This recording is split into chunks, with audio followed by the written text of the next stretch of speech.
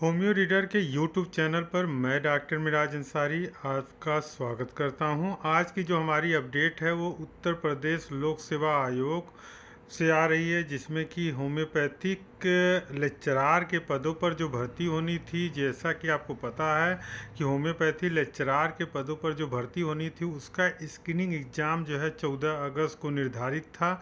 लेकिन आज जो है लोक सेवा आयोग उत्तर प्रदेश के द्वारा जो है एक नोटिफिकेशन जारी कर दिया गया है। और उस नोटिफिकेशन में क्या है आइए जानते हैं। उसके पहले अगर आप हमारे होम्यो रीडर के यूट्यूब चैनल पर नए हैं तो होम्यो रीडर के यूट्यूब चैनल को लाइक, शेयर और सब्सक्राइब करना न भूलिए।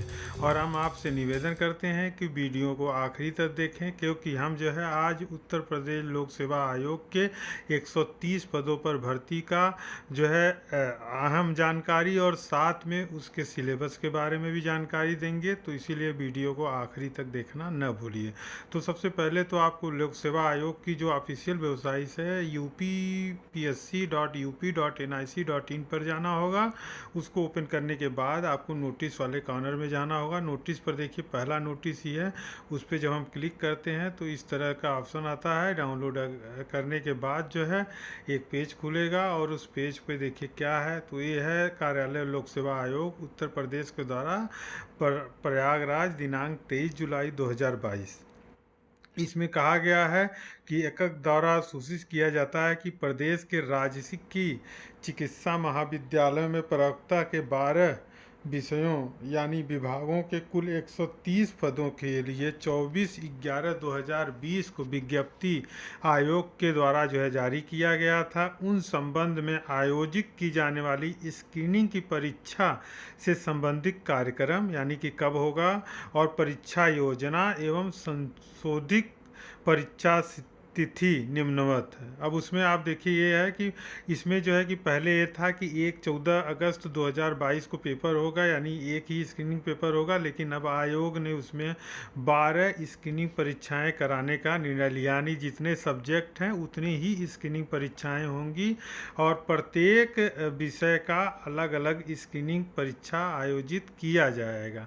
तो कुल मिला के अगर देखा जाए तो 12 स्क्रीनिंग परीक्षाएं आयोजित होंगी और ये 14/10/2022 से 19/10/2022 यानी 14 अक्टूबर 2022 से 19 अक्टूबर 2022 तक आयोजित की जाएंगी। अब इसका सेंटर जो है लखनऊ में ही इसका सेंटर होगा और परीक्षा की जो अवधि होगी वो 2 घंटे की होगी, यानी 2 घंटे जो है परीक्षा लिया जाएगा।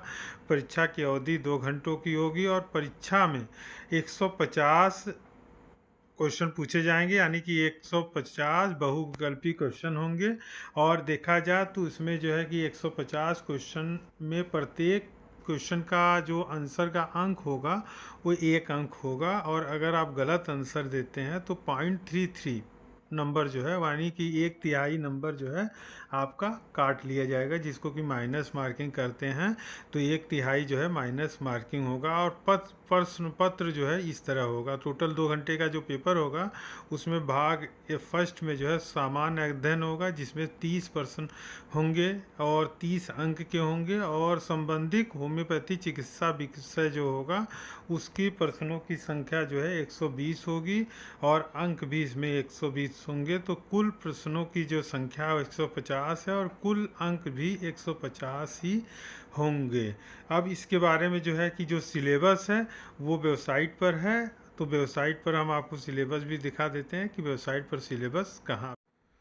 सिलेबस की जानकारी के लिए आपको लोक सेवा आयोग की वेबसाइट के नीचे अपने जो है कि बाएं तरफ जो वाले कॉलम में जाना होगा, जिसमें जो है कि आपको डाउनलोड सेगमेंट के अंदर जो है तीसरे नंबर पर डाउनलोड सिलेबस का ऑप्शन खुलेगा।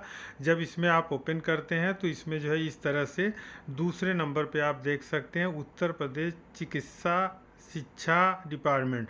तो इसमें अगर आप देखिए तो लेक्चरार, कम्युनिटी मेडिसिन, इस तरह से 12 सब्जेक्ट का सिलेबस दिया गया है। लेकिन आप कोई भी एक अगर ओपन करते हो तो उसमें 12 का 12 सिलेबस आपको मिलेगा, यानी कि पृथक पृथक जो है सिलेबस नहीं है, एक ही में सभी सिलेबस मेंशन है। बस ये है कि आपका जो विषय है उसका सिलेबस जो है आप इसमें देख सकते हैं। जैसे कि आप अगर हम बात करें इसमें लेक्चरार का जो स्क्रीनिंग परीक्षा होगा, उसके लिए जनरल स्टडी में आपको general science, history of Indian and Indian freedom movement, Indian polity, economy and culture, Indian agriculture, commerce and trade, Indian and world geography, natural resources, current national international important events, logic reasoning based on the general intelligent, specific knowledge regarding the education, culture, agriculture, industry, trade, living and social, traditional of Uttar Pradesh. Elementary mathematic होगा 8वीं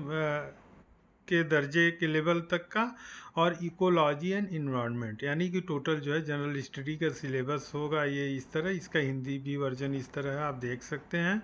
इसके बाद जो है आपका syllabus आता है subject wise, आपका जो भी सब्जेक्ट में आप देना चाहेंगे उसी सब्जेक्ट का सिलेबस अलग अलग है, उसी से क्वेश्चन आएंगे।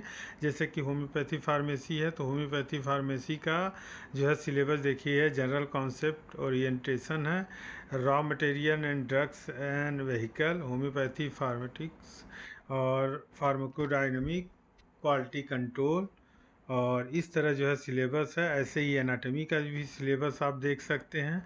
तो सिलेबस आप जो है डाउनलोड करके वहाँ से आप पूरी तरह से देख सकते हैं। इसी तरह आपका रिपट्टी का सिलेबस है। इसी तरह से अगर आप देखिए तो पैथोलॉजी है, पैथोलॉजी का भी सिलेबस आप देख सकते हैं। और उसके बाद आपका आता है जो है प्रैक्टिस ऑफ मेडिसिन का सिलेबस। प्रैक्टिस ऑफ मेडिसिन के बाद आपका कम्युनिटी मेडिसिन है, तो सर्जरी।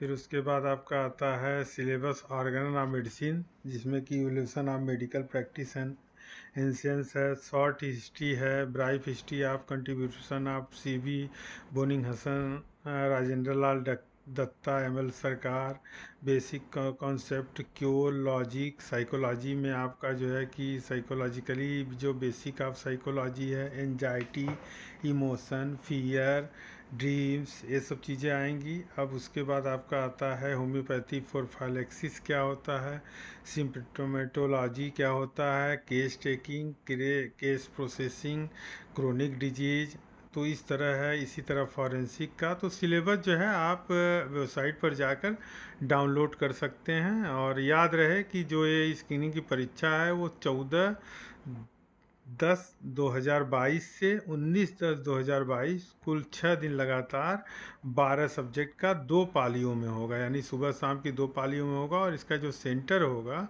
वो जो है आपका इसका सेंटर लखनऊ ही होगा। इसी तरह आप देखिए मटेरिया मेडिका में टोटल अगर देखा जाए तो मटेरिया मेडिका का जो सिलेबस है वो भी इस तरह है। और इसमें जो है कुल 250 मेडिसिन जो है 249 मेडिसिन सिलेबस में है। तो ये एक जो है जानकारी है होम्यो रीडर की तरफ से, वो आपको कैसी लगी हमें ज़रूर बताइए। होम्यो रीडर देखने के लिए आप सभी लोगों का बहुत बहुत धन्यवाद।